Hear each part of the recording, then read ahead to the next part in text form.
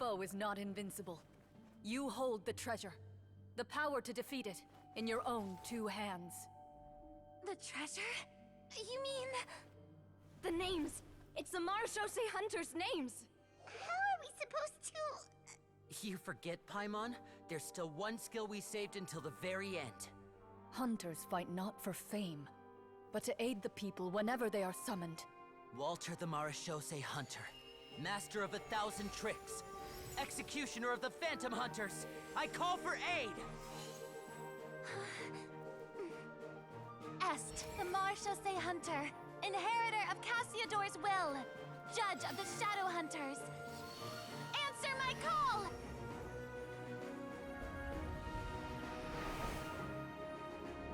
Petronia, protector of justice and order, the hunter I respect the most. Thank you for saving my friend, the best one I'll ever know. Please, lend us your strength!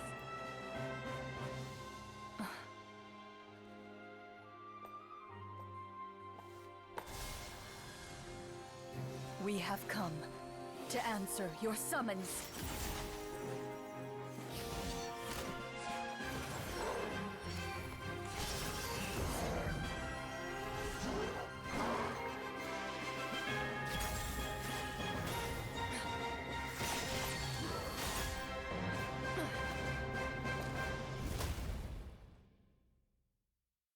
And so, the monsters were eradicated, and the sorcerer was defeated. Peace soon returned to the capital. Those in the court, manipulated by the sorcerer, also recognized the errors of their ways. Some remembered the names of the heroes who saved their kingdom, but others simply continued their lives none the wiser. Such is the story of the Marechaussee Hunters. They pursue the phantoms in the darkness and exterminate all who pose a threat. They will always protect the city and those within it, even should all memory of their accomplishments be forgotten by the very people they serve. I'm assuming we've finally reached the end of the script. Yes, you've reached one of the better endings. It's a pretty solid story overall. I thought it was just an ordinary adventure at first, but the further we got into it, the more impressed I became with the production and the plot. That final battle especially! All the effects were super realistic.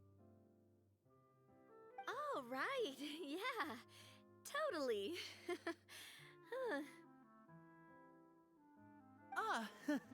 That's a really good point. I never expected the weapons we picked up from that vault would have that kind of effect. Yeah, mine nearly scared the daylights out of me when it started glowing. I took a good look at it after we got out, but I don't think it ever lit up again. Oh, we should probably give these props back, right? I'll just leave mine here. Did you have a good time? Of course! Let me know if another script like this comes around. Sure, no problem. Then I'll head back for now. I think I need some time to fully digest everything that just happened. Once Mr. Florian is awake, please pass on my regards to him. He must be extremely exhausted to have passed out cold like that. You're right. He's had a lot to deal with. Well, see you all some other time. Toodaloo!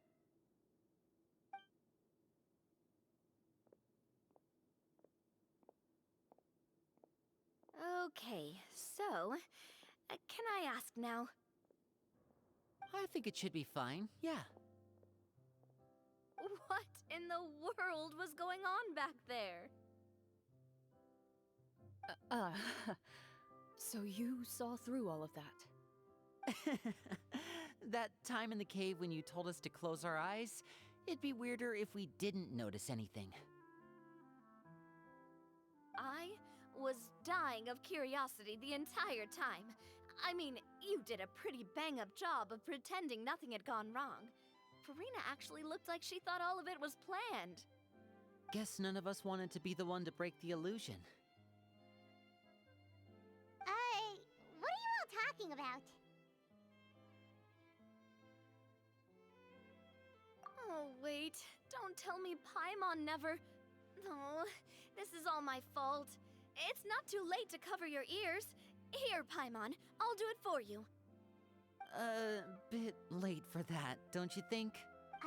You're saying everything that happened back there wasn't actually part of the script? It's probably more accurate to say this was never a real scripted story to begin with. What? So loud. My head. Hey, you! Get up right now and explain yourself! No shaking, please!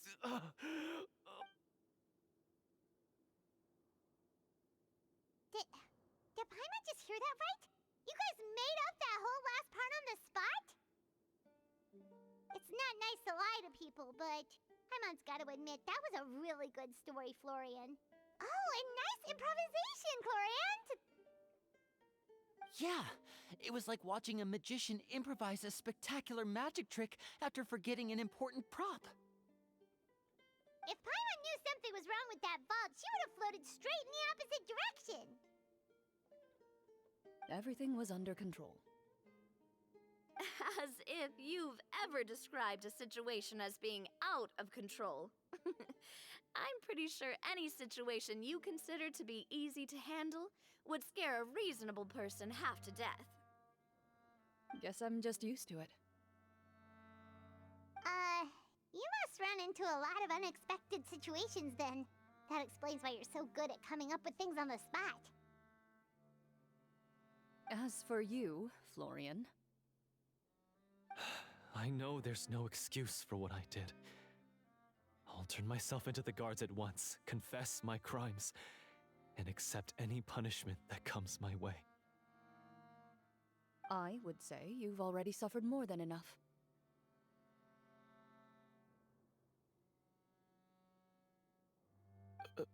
What? You may have been blinded by fame and fortune in the beginning, but your actions during the final battle had proven you to be a true Marechaussee hunter. You'll be far more used to the city above ground than below. Your job as a hunter is more important. But... Of course, you'll still need to take the keys and pay a personal visit to the two hunters you wronged. Prepare to accept any terms they give you as well. Yes, of course. As far as I'm concerned, though, your showing in the duel was enough to prove your honor. Then I'll do exactly as you said. I'll go return those two keys right now. Thank you so much, everyone. I'll do my best to prove myself worthy of the second chance you've given me. I swear this on my name and honor as a Marechaussee hunter. Until we meet again, everyone.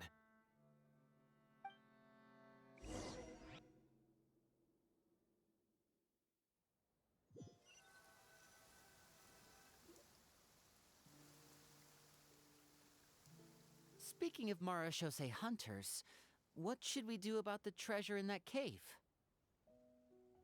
Leave it be. Are you sure? We could show it to people, make it so that the hunters are remembered. Don't you want that? No. Every name on that tablet made the same choice. All hunters know what the path entails. I am no exception. My identity as a Marechaussee hunter is not something I need people to remember. I wish only to be recognized as a champion duelist. Nothing more.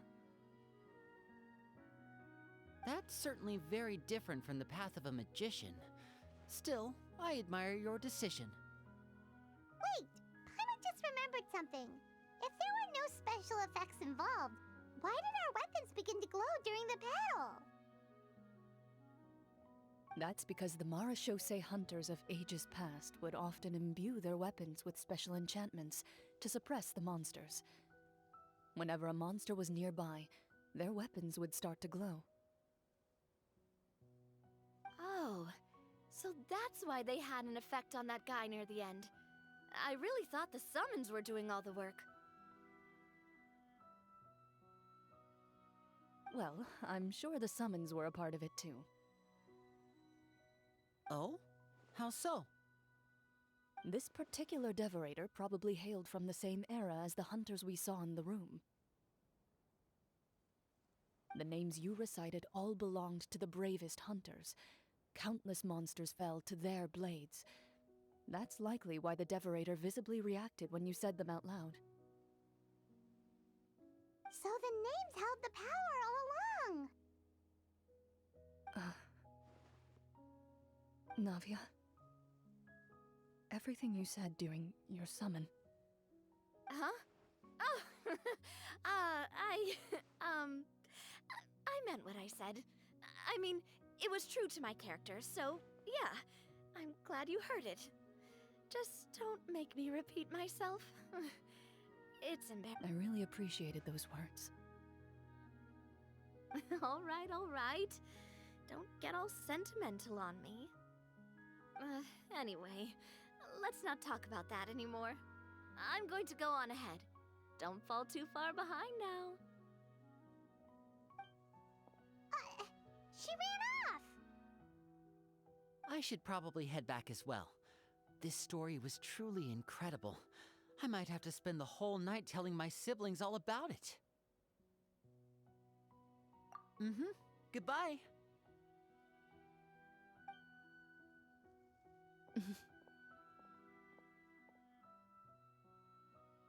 Traveler, should your name and deeds be forgotten, what do you think the significance of your journey will be?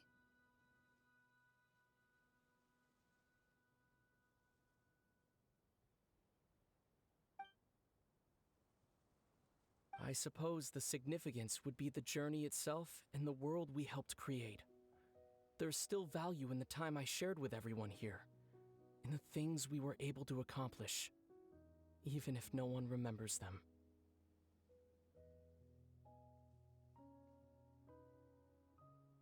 A great answer. I'll remember it. Me? The Marachose hunter says nothing in response to that question. Perhaps her answer lies in her silence, an unspoken vow left to echo through the night. The path she walks needs no explanation.